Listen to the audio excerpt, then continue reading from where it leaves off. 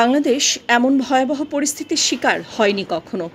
ছোট ছোট শিশুদের কান্না, আহাজারি আর ধোঁয়ায় এক হৃদয় বিদারক পরিবেশ তৈরি হয়েছে রাজধানীর উত্তরায়। উত্তরার দিয়াবাড়িতে বিমান বাহিনীর একটি প্রশিক্ষণ বিমান মাইলস্টোন স্কুল অ্যান্ড কলেজের একটি ভবনে বিধ্বস্ত হয়। এই ঘটনায় ব্যাপক হতাহত হয়েছে, যার বেশিরভাগই কোমলমতি শিশু। রাজধানী উত্তরার খুবই জনপ্রিয় এবং বড় একটি শিক্ষা প্রতিষ্ঠান মাইলস্টোন স্কুল, যেখানে অনেক পিতামাতার একাধিক সন্তান অধ্যয়নরত। দুই সন্তানকেই খুঁজে না পেয়ে হতবিহ্বল সন্তানহারা এই মা।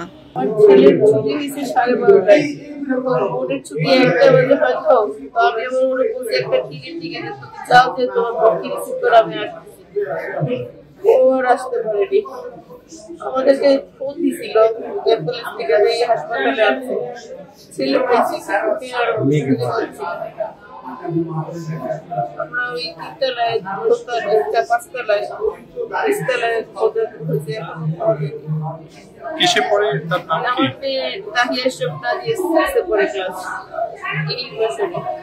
তাহিয়াকে খুঁজে পাওয়া যাচ্ছে না। নাজিয়াকে খুঁজে পাওয়া যাচ্ছে না। আর ছেলেটার কি অবস্থা এখন? আইসিইউতে। সন্তানের খোঁজে পিতা মাতার বুকফাটা কান্নায় ভারী হয়ে উঠেছে দিয়াবাড়ি ও উত্তরার হাসপাতালগুলোর বাতাস। নিখোঁজ সন্তানের জন্য ভিড় বাড়ছে দুর্ঘটনায় কবলিত স্কুলটি ও হাসপাতালগুলোতে।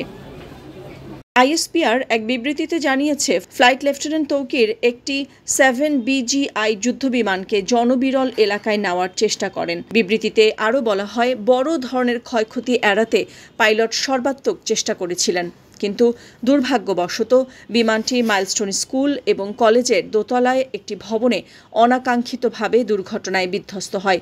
উড্ডয়নের 12 মিনিটের মধ্যেই বিমানটি বিধ্বস্ত হয়। জাতীয় বার্ন অ্যান্ড প্লাস্টিক সার্জারি ইনস্টিটিউটে হতাহতের চিকিৎসা সেবায় সহায়তার জন্য জরুরি হটলাইন চালু করা হয়েছে।